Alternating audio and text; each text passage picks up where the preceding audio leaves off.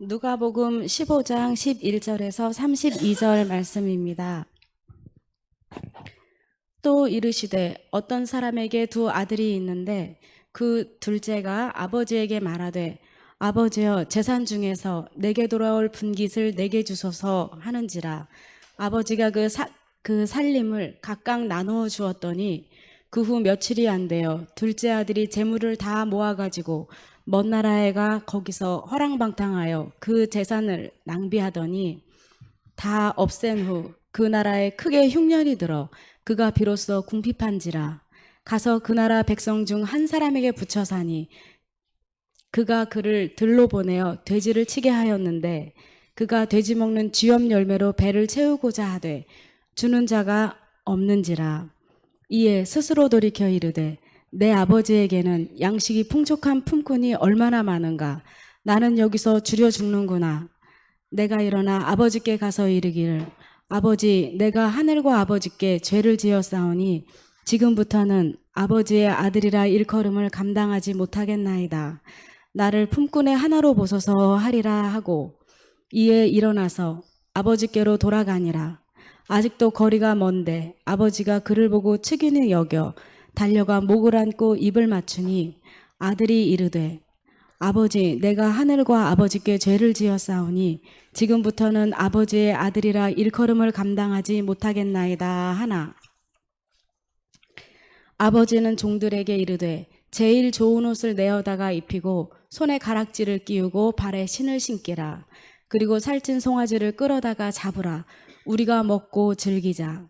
이 내 아들은 죽었다가 다시 살아났으며 내가 잃었다가 다시 얻었노라 하니 그들이 즐거워하더라.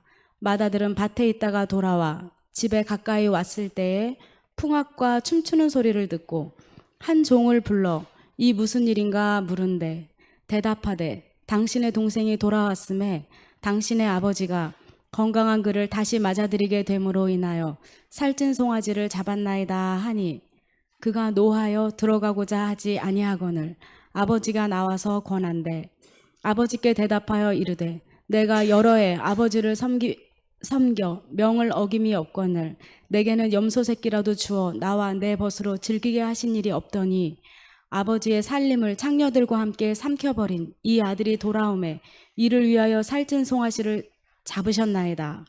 아버지가 이르되 예 너는 항상 나와 함께 있으니 내 것이 다 내 것이로되 이 내 동생은 죽었다가 살아났으며 내가 잃었다가 얻었기로 우리가 즐거워하고 기뻐하는 것이 마땅하다 하니라. 아멘. 우리가 꿈꾸는 교회 두 번째 시간, 우리 한대의 교회. 제가 가장 좋아하는 사랑하는 단어, 오늘 환대에 관한 이야기 다시 한번 좀 나누려고 합니다. 여러분, 교회는 기본적으로 환대의 공동체입니다. 왜냐하면 우리의 교회는 우리가 세운 것 같지만 예수님의 핏값으로 세워진 교회이고 교회의 머리가 예수님이기 때문입니다. 그러므로 세상의 모든 조직과 모임과는 근본적으로 다른 것이죠. 왜냐하면 예수님 때문에 이 모임이 존재하고 예수님 때문에 이 공동체가 있기 때문입니다. 그래서 우리는 서로 다른 것 같지만 하나입니다. 정우승이라고 하는 시인이 그의 산문집을 하나 냈는데 당신이 없으면 내가 없습니다 라고 하는 책의 제목인데 저 제목의 내용이 저 책에 한 이야기가 담겨져 있습니다. 우화나를 소개합니다. 우화의 내용은 그런 겁니다. 어느 연인이 있었는데요. 남자가 여자의 문을 두드립니다. 그러자 집안에 있던 여자가 누구세요? 라고 물었습니다. 그랬더니 연인인 남자가 나라고 문 좀 열어달라고. 그러자 여자는 돌아가세요 라고 말했습니다.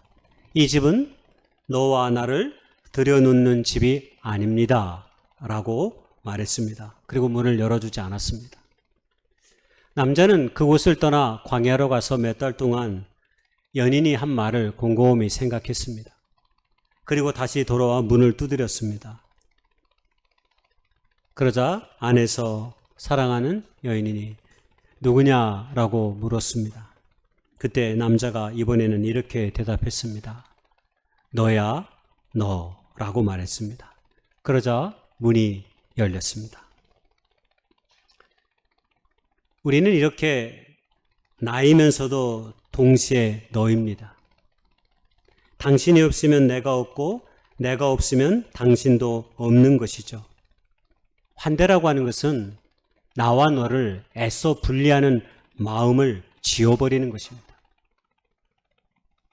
너와 내가 구별된 존재라고 하는 사실을 우리의 마음속에 기억조차 하지 않는 것입니다. 그래서 프랑스의 유명한 철학자 알자리 태생의 데리다는 환대는 어떤 조건이나 계약이 아닌 무조건적인 환대이어만 합니다. 그럴 때 그 환대는 환대일 수 있습니다. 라고 말했습니다. 이런 무조건적인 환대의 얼굴은 어디에서 가장 많이 드러날까요? 보통은 가정 안에서 드러납니다. 제가 얼마 전에 이 넷플릭스에서 아주 감동적인 드라마가 있다고 계속 사람들이 얘기하고, 아니, 목사님 모임에 갔더니 저 드라마 얘기를 하더라고요. 제목이 폭삭 소가수다 이런 드라마인데, 그래서 안 봤다고 그랬더니 어떻게 그걸 안 볼 수 있냐고, 세상에 그걸 안 봤다고 또 어떻게 그걸 안 봤냐고 목사가 그러길래, 그래서 이 설교를 준비하면서 몇 편 봤습니다. 안 보고 봤다고 말할 수는 없으니까. 남녀와 부모와 자녀 간의 아름답고 헌신적인 사랑이 너무 잘 드러나 있습니다. 3편밖에 안 봤는데 3편 동안 내내 마음이 먹먹해지는 그런 느낌이 들었습니다. 환대의 얼굴은 때로 가장 상대방을 향한 전적인 헌신으로 나타날 때가 많습니다. 아내이든 딸이든 말입니다. 이것이 바로 환대의 궁극적인 일치성이죠. 한마디로 너와 나를 애써 분리하지 않는 것. 내 안에 너가 있고 너 안에 내가 있는 것 말입니다.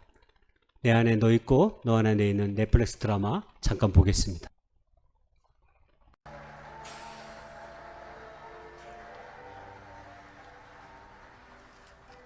나 결혼식 때 오는 애들 아주 질색팔색이라고 말했어 안 했어? 아빠 진짜 울지 마. 아빠 울면 나 진짜 짜증낼 거야 진짜. 아니다. 아예 있잖아. 야 웬만하면 나랑 눈을 마주치지 말겠지. 금병아, 잘할 수 있지? 수 틀리면 빠꾸 아빠한테 냅다 뛰어와. 알지?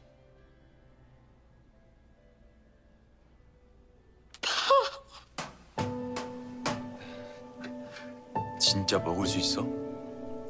아니다 싶으면 빠꾸 냅다 퇴해. 알지?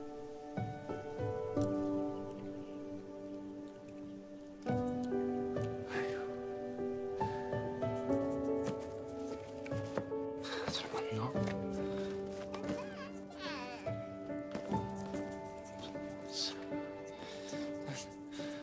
안녕하세요. 해봐. 선생님 안녕하세요. 선생님, 안녕하세요. 아이, 진짜. 아니, 얘 학교 못 보낸다니까. 내년에 보내자. 내년에. 아이 뭐 그럼 천년만년 끼고 살아? 응? 참, 나중에 시집은 어떻게 보내려고 그래? 진짜? 진짜? 금명이 학교 갈 수 있어? 갈 수 있어. 정근이도 갔어. 아, 정근이 간 게 뭐 중요해. 아빠 금명이 정근이랑 친한 거 싫어. 학교 갈 거야. 그럼 일단 갔다가 아니다 싶으면 빠꾸 냅다 집으로 뛰어와. 알지? 아빠 집에 있어. 응?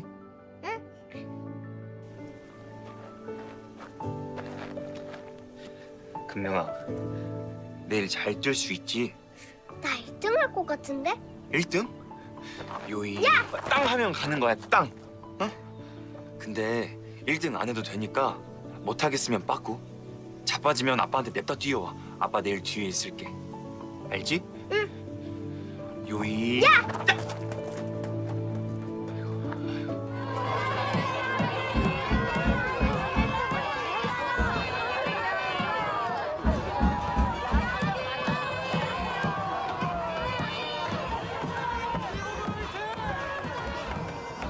우리만 너무 일찍 왔다니까. 아, 진짜. 우리 집은 왜 이렇게 부지런해? 대체 어떤 인생들을 산 거냐고. 금영아, 잘 찍을 수 있지? 아, 찍기면 왜 찍어? 아빠, 나 양금형이야. 맞아. 아빠가 쭉 보니까 너는 다 잘해. 너는 다 잘해. 아빠 이제 다 알아. 그럼 이제 다 잘한다고만 할 거야? 수틀리면 빠꾸하라고 안 하고? 그래도 있잖아. 영 골치 아프고 안 되겠으면 그냥 빠꾸해. 그냥 냅다 나와. 아빠 여기 서 있을게. 응?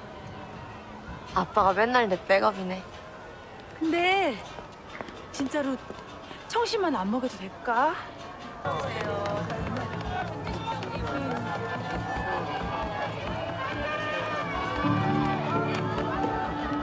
내가 외주를 탈 때마다 아빠는 그물을 펼치고 서 있었다. 떨어져도 아빠가 있다. 그 한마디가 얼마나 든든했는지 네, 여기까지 보겠습니다. 한 번은 마지막 대사는 딸이 고백하는 겁니다. 내가 외주를 탈 때마다 아빠는 그물을 펼치고 있었다. 언제나 든든한 백업으로 아빠는 언제나 딸 옆에, 딸 뒤에, 딸 가운데, 아니 딸 안에 있었던 거죠. 딸과 아버지는 결코 분리되지 않는 실존입니다. 하나님께서 세상을 창조하실 때 환대의 세상을 만드셨습니다.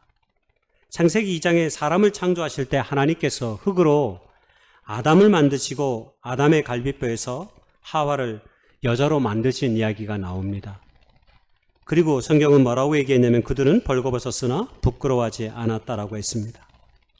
창세기 2장에 이 남자와 여자를 창조한 이야기의 초점은 우리가 하나님이 말씀하신 선악과 나무를 따먹기 전에는 본래부터 분리될 수 없는 한 존재였다라고 하는 사실을 가르쳐 주는 것입니다. 왜 그럴까요? 남자를 흙으로 만드신 하나님이 굳이 여자를 남자의 갈비뼈를 취해서 만드신 것입니까? 아니, 여자도 그냥 흙으로 만들면 되지 않습니까? 근데 굳이 그 힘든 외과 수술을 감행하셔서 남자의 갈비뼈를 뽑아다가 여자를 만들었습니까? 도대체 이것이 무슨 뜻입니까? 고대 중동에서 갈비뼈는 생명을 뜻하는 것입니다. 이 얘기는 남자와 여자는 서로에게 속한 존재이다라고 하는 근본적인 의미를 담고 있다는 겁니다. 근데 어떤 사람들은 남자의 갈비뼈에서 여자를 만들었다고 해서 여자가 남자에게 종속되거나 하위 개념으로 생각하는 사람들이 있습니다. 이건 성경의 말씀을 호도하는 것입니다. 남자와 여자는 선악과 나무를 따먹기 전에 한 생명 안에서 한 실존으로 당신이 없으면 내가 없는 것으로, 내가 없으면 당신이 없는 것으로 존재하고 있다라고 하는 사실입니다. 여러분, 환대의 개념이라고 하는 말 자체가 영어로 이 hospitality인데 이 말 자체가 본래 손님과 주인이 분리되지 않는 관계로 이게 어원적으로 소개되고 있습니다. 영어의 hospitality는 라틴어 호스페스에서 나왔습니다. 이 호스페스의 뜻이 손님을 의미하는 호스티와 주인을 의미하는 페트가 합쳐져서 이 hospitality라는 단어가 만들어진 것입니다. 한마디로 손님과 주인이 구분되지 않는 것입니다. 사실 그렇죠. 여러분, 우리가 이 교회에 있을 때는 누군가가 찾아오면 그 누군가가 우리의 손님이 될 수 있습니다. 그런데 만약 우리가 또 다른 어떤 곳에 가면 우리가 그곳에 손님일 수 있습니다. 한마디로 손님과 주인은 늘상적으로 고정되게 있는 것이 아니라 우리의 삶의 자세와 자리에 따라서 손님도 되고 주인도 되기도 하는 것입니다. 한마디로 분리되지 않는 것입니다. 오늘 우리가 하나님이 베푸시는 복음의 환대, 이 이야기를 가장 잘 보여주는 성경의 이야기를 함께 읽었습니다. 저는 이 성경의 이야기가 복음의 환대가 무엇인지를 가장 잘 보여주는 이야기라고 꼽았습니다. 그리고 이 놀라운 복음의 이야기, 환대의 이야기가 우리 교회 가운데도 스며들 수 있기를 무엇보다 소망합니다. 여러분, 이 이야기가 뭡니까? 우리가 잘 아는 탕자의 비유입니다. 교회에서 가장 사랑받고 있는 이야기 가운데 하나가 이 탕자의 비유입니다. 왜 그럴까요?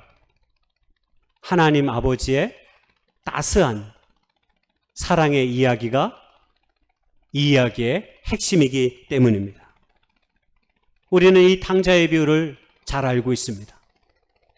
아버지의 재산을 미리 상속받아서, 원래 미리 상속받으면 안 됩니다. 돌아가시기도 전에 죽음을 목전에 두지도 않는 상태 속에서 자녀가 아버지의 재산을 요구하는 것은 이건 아주 배은망덕한 자녀들이나 하는 것이었습니다. 그러나 이 아들은 아버지에게 상속의 재산을 요구해서 그걸 가지고 세상으로 나아가 허랑방탕하게 시간을 다 보냈습니다. 물론 가진 재물은 다 소비했고요. 더 이상 흉년이 들어 먹을 것이 없자 둘째 아들은 돼지 치는 일을 하면서 살기로 작정하고 돼지가 먹는 지연 열매로 배를 채우고자 했으나 그것 또한 여의치가 않았습니다. 그 얘기는 이 둘째 아들의 생활이 최악의 상태였다라고 하는 것을 우리에게 간접적으로 보여주고 있는 것입니다. 그래서 이대로 있다간 죽을 것 같으니까 아버지께나 돌아가야 되겠다. 아버지가 놀랍게도 그 아들을 따스하게 환대해주는 그 이야기가 오늘 우리가 읽었던 탕자의 비유라고 알려지는 이 이야기입니다. 저는 이 이야기가 복음의 환대란 어떤 얼굴을 가지고 우리 앞에 있는 것인가를 잘 보여준다고 생각합니다. 세 가지로 그 이야기를 좀 해보려고 합니다. 첫 번째, 진정한 복음의 환대란 사람을 세우는 일입니다. 오늘 모든 것을 탕전하여 집으로 돌아온 둘째 아들은 그의 예상과는 다르게 아버지의 따스한 환대를 경험합니다. 그는 본래 이런 마음으로 집어 돌아간 것이 아닙니다. 그저 종처럼 나를 부려주시고 그나마 종이라도 있으면, 종으로라도 살면 최소한의 먹을 것은 걱정 안 하며 살겠다는 마음 때문에 집으로 돌아온 것이죠. 아마 그리고 돌아갈 때 아버지가 아마 나를 엄청나게 혼낼 거야.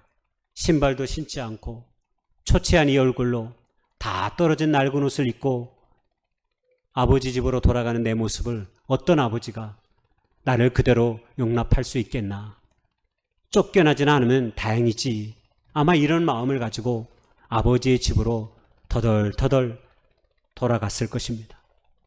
그런데 놀랍게도 아버지는 먼 발치에서 아들을 기다리고 그 아들을 따스하게 품에 안으면서 갑자기 집 안으로 들여오더니 제일 좋은 옷을 입히고 손에 가락지를 끼우고 발에 신발을 신깁니다. 이건 전혀 둘째 아들이 애상치 않은 아버지의 따스한 환대였습니다. 본래 옷은 내가 어떤 사람임을 가장 잘 보여주는 겉모습입니다. 내가 입는 옷이 내가 어떤 사람인지를 보여주는 모습이기도 합니다. 비행기 조종사는 상하에 구분이 되지 않는 일체형 원피스를 입습니다. 저 옷은 불에 타지 않은 아라미드 섬유로 만든 비행복입니다. 학생들은 교복을 입고 소방관들은 소방복을 입습니다.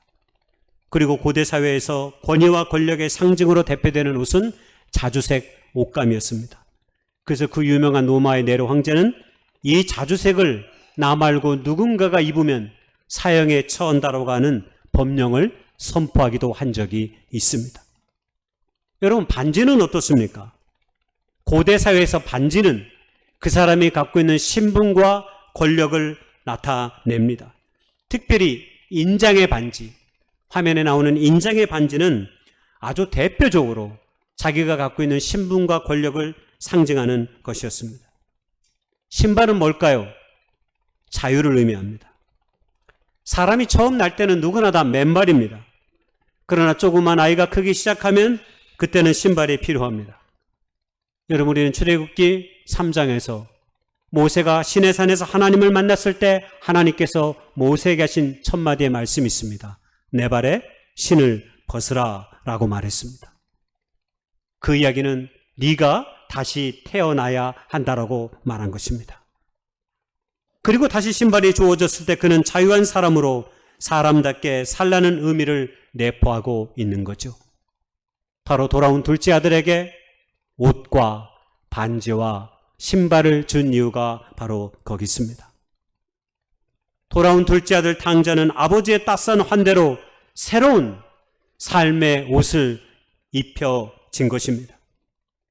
본래 아버지를 떠나 집으로 돌아가려고 하는 마음 먹을 때 성경은 뭐라고 얘기했냐면 그냥 아버지의 집에서 나를 품꾼의 하나로 써달라고 부탁해야 되겠다. 그것만이 내가 이 죽음의 공경에서 벗어나는 길이다 이렇게 생각했어요. 그가 기대했던 것은 아버지 집에 들어가 품꾼의 하나로 종으로 그냥 사는 것이었습니다. 그런데 하나님께서는 그 아들을 종이 아닌 다시 사랑의 아들로 본래부터 나와 함께 있었던 그 아들로 모든 것을 탕진하여 집으로 돌아온 그 아들을 받아들였던 것입니다. 진정한 아들로 진정한 사람으로 다시 세워준 것이죠. 여러분 우리가 예수님의 사랑을 깨닫게 되면 우리는 우리 곁에 있는 사람들을 세워주는 역할을 하게 됩니다. 우리 예수님을 따라서 말입니다. 예수님은 공생의 내내 사람을 세우시는 일을 했습니다.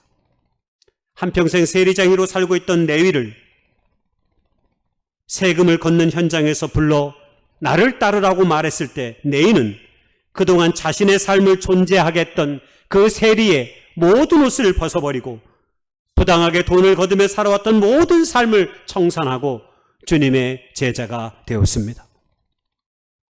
가늠하다 잡혀온 여인을 돌로 쳐 죽여야 한다고 말하는 수많은 유대인들 앞에서 예수님은 죄 없는 사람이 이 여자를 돌로 치라라고 말하면서 모여있던 많은 유대인들과 사람들의 부패한 본성을 지적하고 마지막으로 이 여인에게 새로운 삶을 살아가라고 권면하고 있는 것이죠. 주님은 언제나 당신을 찾는 주의 백성에게 새 길을 여시는 분입니다. 그래서 나라고 하는 존재를 나답게 만들어주는 분, 여러분 그분이 우리 주님이십니다. 에베소 2장 10절에 성경은 말하기를 우리는 그가 만드신 바라 그리스도 예수 안에서 선한 일을 위하여 지으심을 받은 자니 이 일은 하나님이 전에 예비하사 우리로 그 가운데서 행하게 하려 하심이니라.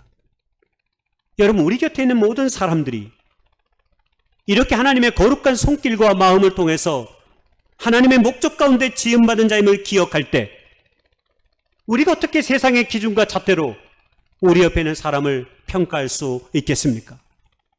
나의 서푼하지도 안 되는 불편한 감정으로 내 옆에 있는 사람들을 함부로 규정하고 함부로 비난하며 함부로 조소를 퍼부을 수 있는 것입니까? 참된 교회는 그래서 언제나 사람을 세우는 일에 골몰합니다.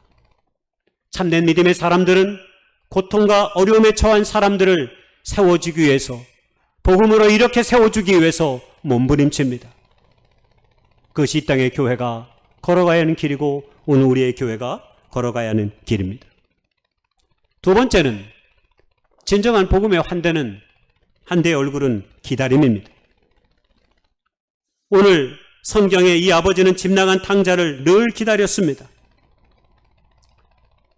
20절에 보면 이에 일어나서 아버지께로 돌아가니라 했을 때 아직도 거리가 먼데 아버지가 그를 측은히 여겨 달려가 목을 앗고 입을 맞췄다 그랬습니다. 성경은 정확하게 거리가 먼데라고 그랬습니다. 거리가 먼데. 아버지는 이 표현으로 보아 집 나간 아들을 매일처럼 동구박 멀리 나가 기다렸던 것 같습니다.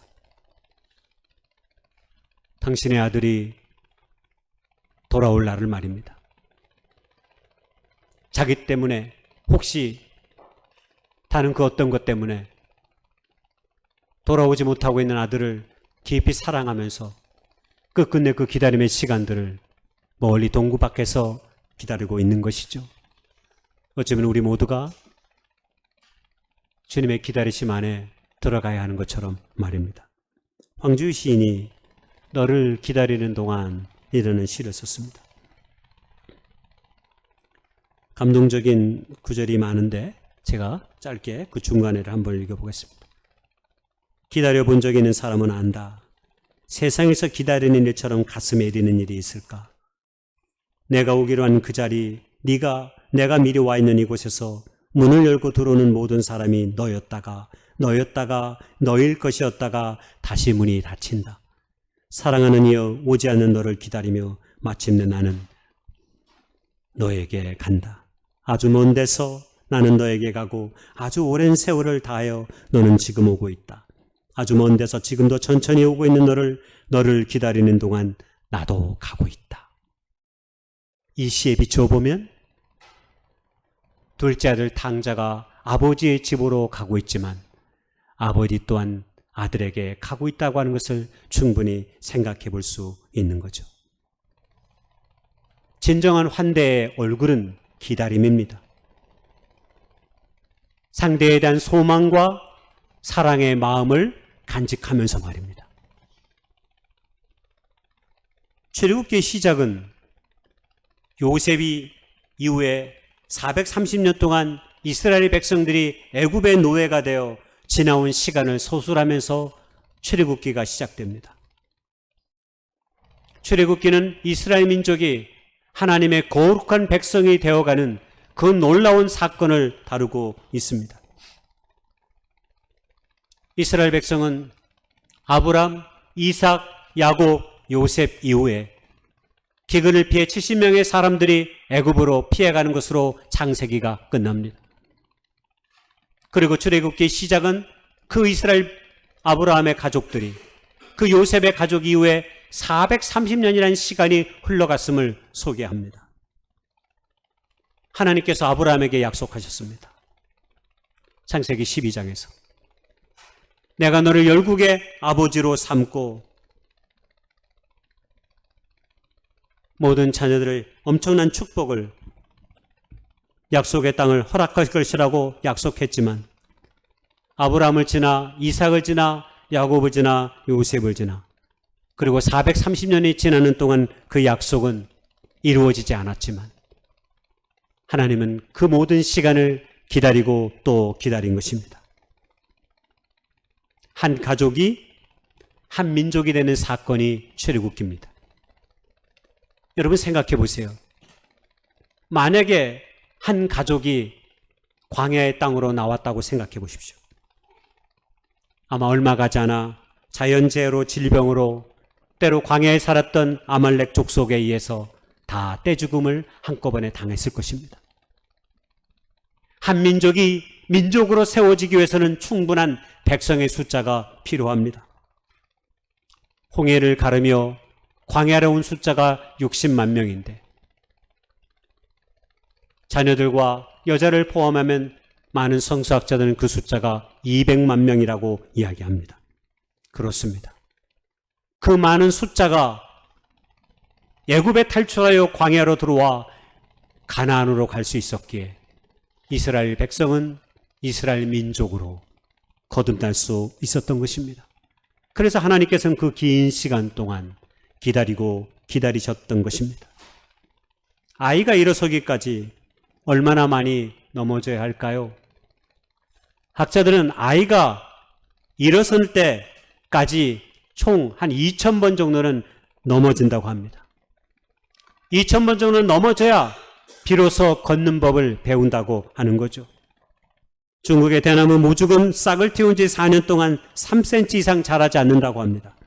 땅속에 깊이 뿌리 내리는 일만 하다가 5년이 지난 후부터는 하루에 수십 미터씩 자라가 몇 주 만에 30미터까지 자란다고 합니다.